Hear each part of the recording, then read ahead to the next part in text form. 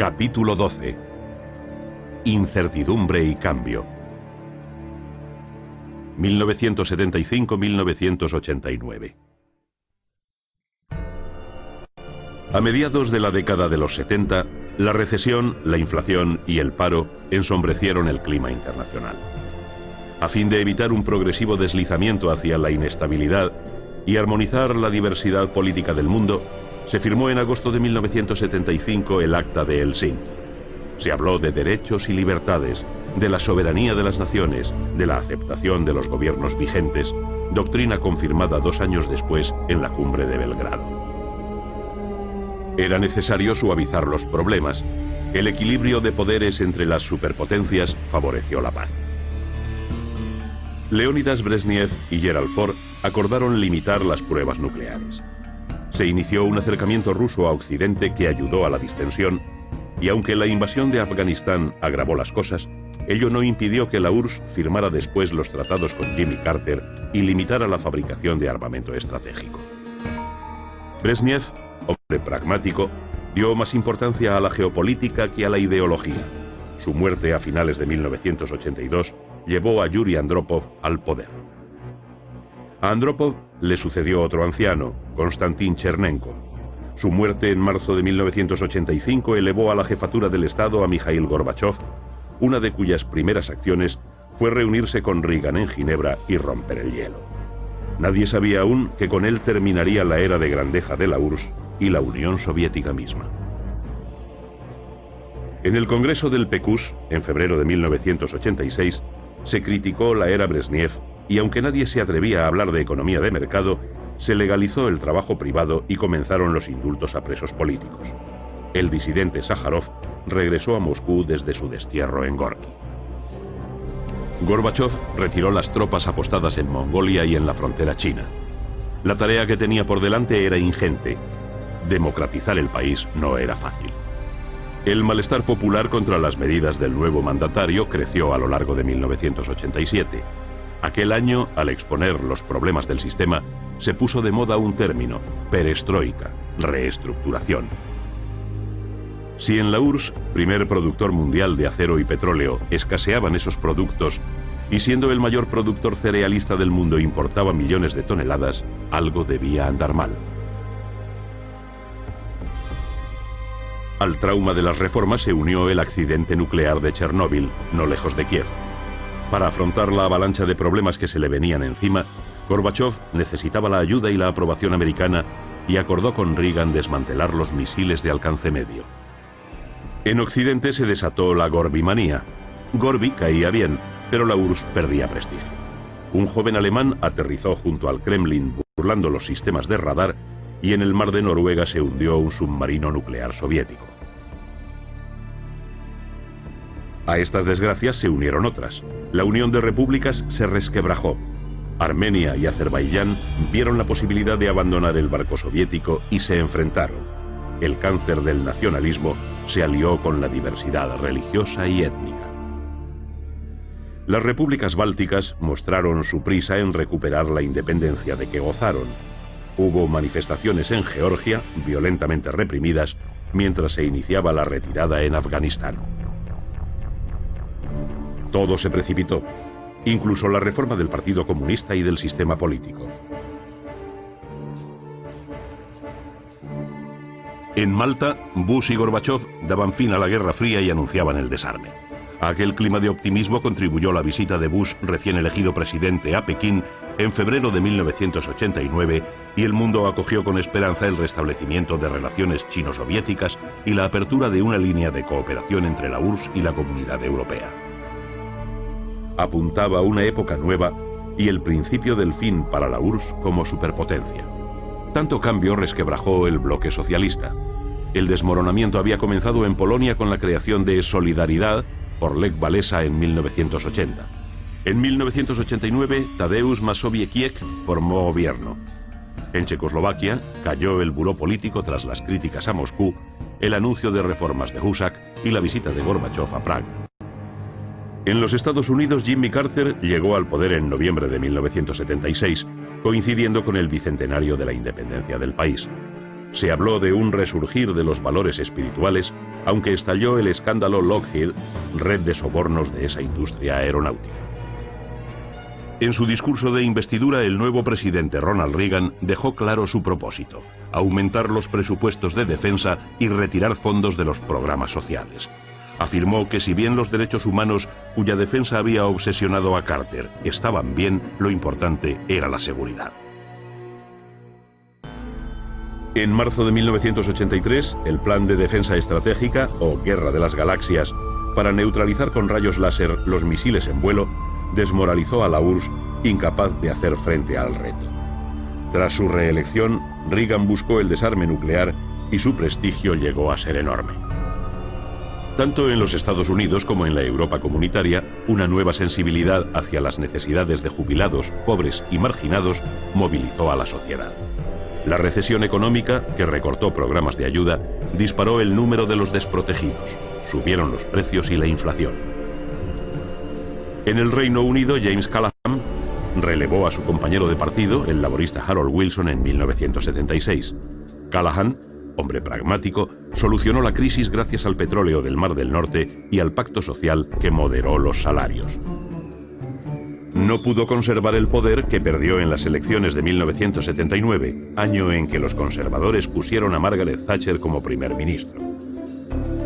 Margaret Thatcher redujo el gasto y restringió el flujo del dinero mediante una política monetarista que elevó el clima reivindicativo sindical y suscitó disturbios. Pero lo atinado de su visión relanzó la industria.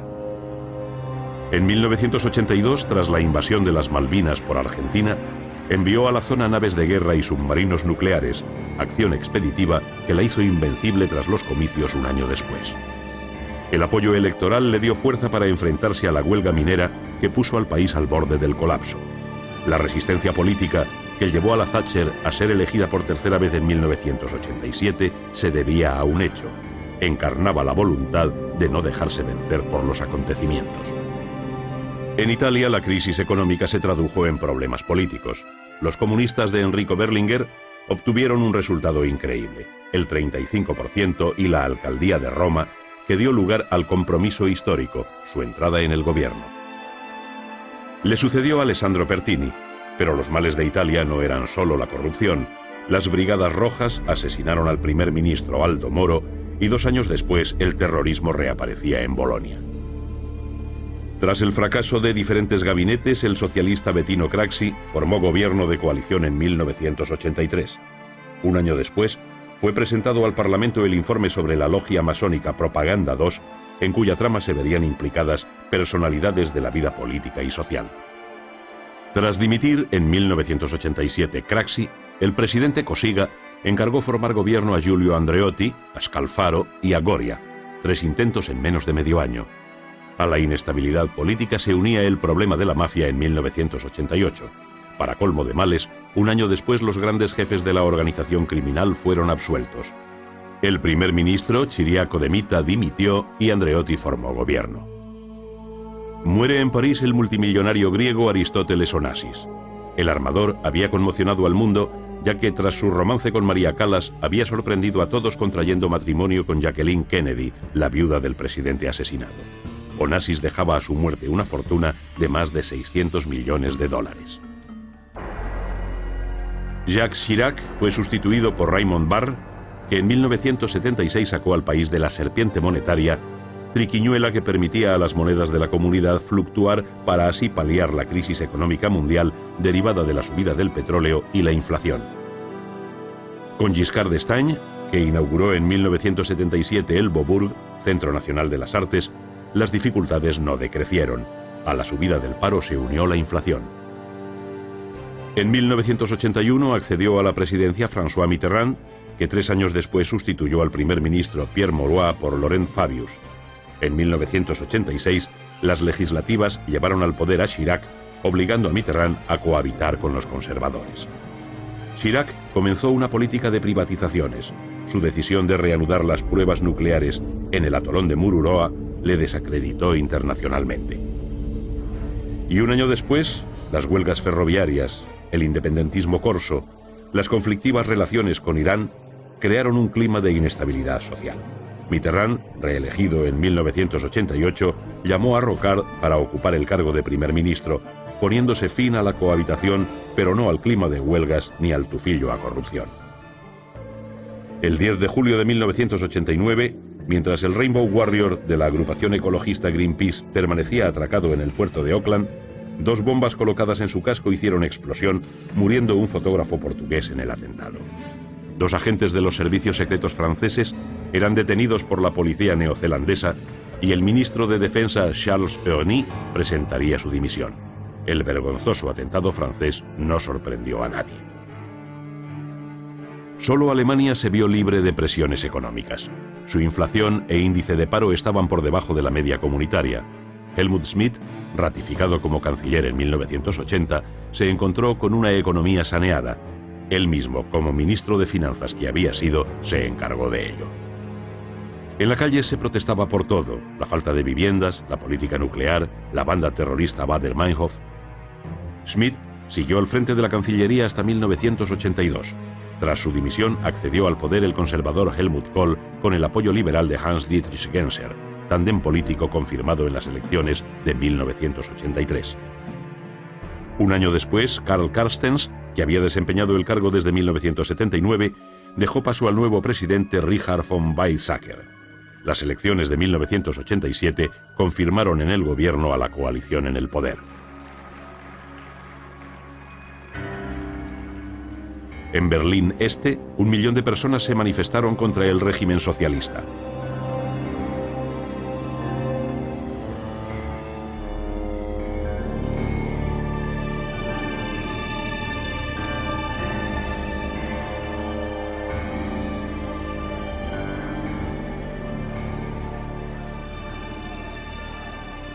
Con la caída del muro a finales de 1989, las cosas se precipitaron.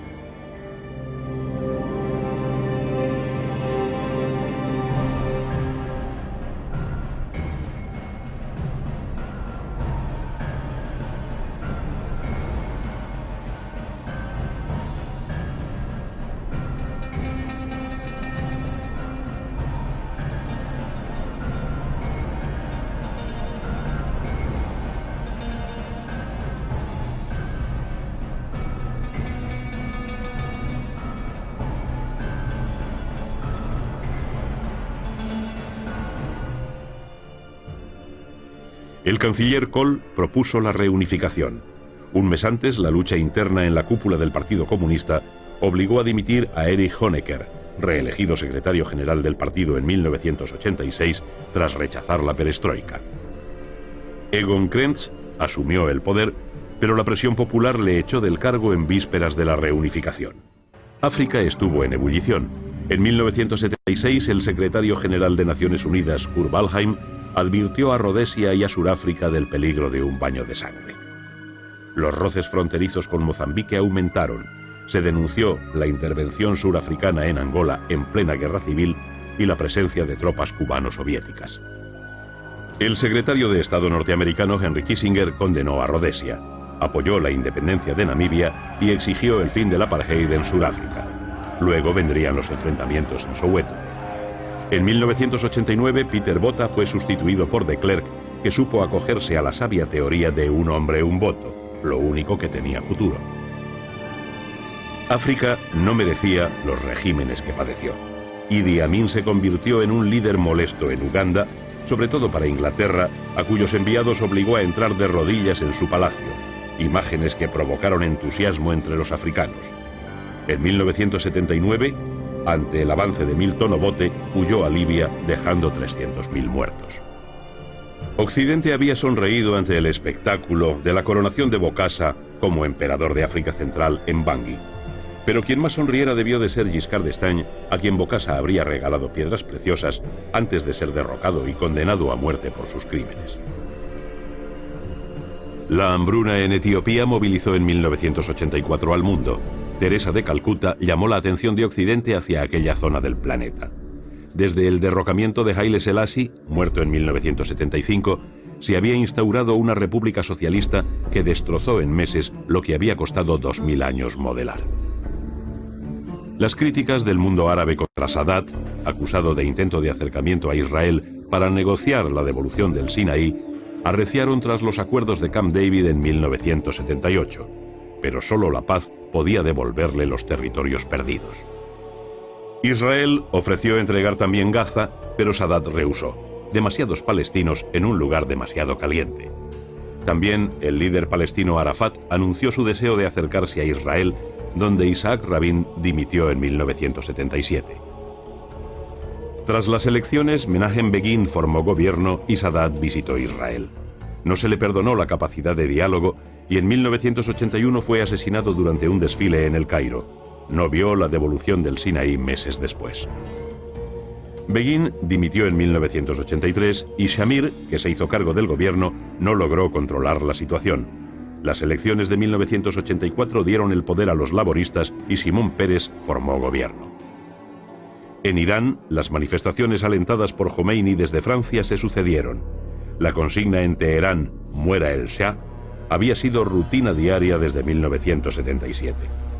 El nombramiento del general Azari como jefe de gobierno no calmó los ánimos. Detrás de todo estaba el ayatolá, especie de Mahdi o maestro que traería la paz, pero que trajo lo contrario. En enero de 1979, el Shah salió del país y en febrero regresó Jomeini. Comenzaron los fusilamientos, vinieron los cambios. Las primeras en notarlo fueron las mujeres, cuya salida de la vida social y laboral se impuso junto con el velo y el vestido enlutado. En 1980 Jomeini invadió Irak y bombardeó los pozos petrolíferos de Abadán, agresión contestada por Saddam Hussein, que arrasó Tabriz y ocupó Khuzistán. La guerra paralizó la actividad petrolera. En 1988 moría Jomeini. En su sepelio, su pueblo le rindió un gran homenaje. El triunfo electoral de Rafsanjani no supuso un cambio de rumbo. En Latinoamérica, la corrupción y la falta de liderazgo impidieron una salida a la crisis social e institucional. A ello contribuía el fracaso de iniciativas para condonar la deuda, que ascendía a 400.000 millones de dólares y de la que ni siquiera era posible pagar los intereses. En Perú volvía la democracia con Belaúnde Terry, pero nacía Sendero Luminoso. En 1984 ofrece a Vargas Llosa el cargo de primer ministro. Años después, Alan García afrontó una inflación del 200% anual y ante el dilema de atender a los problemas internos o pagar la deuda, se inclinó por lo primero. Bajo el mandato de Alan García, en 1989, se presenta a Vargas Llosa sin éxito como candidato a la presidencia a la cabeza del Frente Democrático. En Paraguay, Stroessner, presidente desde 1977, fue derrocado en 1989. Mientras, en Uruguay, un número de cadáveres flotaba sobre el Río de la Plata. Tras 11 años de dictadura, se celebraron elecciones en 1984 que ganó Sanguinetti. En Venezuela, Carlos Andrés Pérez nacionalizó el petróleo. 2 años después, en 1978, la democracia cristiana volvió al poder con Herrera Campins, que afrontó la inseguridad ciudadana, la corrupción y el despilfarro. A finales de 1983, Jaime Lucinchi encaró la deuda externa. 4 años más tarde volvía Carlos Andrés Pérez, contra cuya política de austeridad hubo motines en 1989. En Argentina, Isabel Perón, que había sucedido a su marido, abandonó presionada por los escándalos. La inflación alcanzó el 400% y el país fue a la bancarrota. 1976 fue un año terrible en el que se hizo cierta la consigna de la dictadura: se acabó la broma. Videla achacó los desaparecidos a la guerra sucia. Iniciaron su protesta las madres de la Plaza de Mayo. La derrota de la Guerra de las Malvinas precipitó la caída de la dictadura. En 1983, Raúl Alfonsín ganó las elecciones y 3 años después aprobó la ley del punto final. En mayo de 1989, con el triunfo de Carlos Menem, el justicialismo volvía al poder. En Chile, Pinochet disolvió los partidos y convocó un referéndum en busca de apoyo popular. Otra consulta aprobó la nueva Constitución. En 1989, Patricio Aylwin fue elegido con el 55% de los votos. La izquierda apenas tuvo representación. En Panamá, Estados Unidos se comprometió mediante el Tratado Torrijos-Carter de 1977 a devolver la soberanía del canal para el año 2000. En 1989, George Bush aseguró haberse visto obligado a invadir el país por la anulación de las elecciones ganadas por la oposición. Noriega se refugió en la Nunciatura Apostólica, de donde salió para ser juzgado en Miami. En China, la muerte de Mao en 1906, un año después de la desaparición de Chiang Kai-shek, supuso el nacimiento de una nueva época y de una nueva constitución. Atrás quedaban las algaradas de la revolución cultural. En 1989 se reanudaron las relaciones con la URSS, pero tuvieron lugar los sucesos de Tiananmen, donde se mandó disparar sobre miles de estudiantes.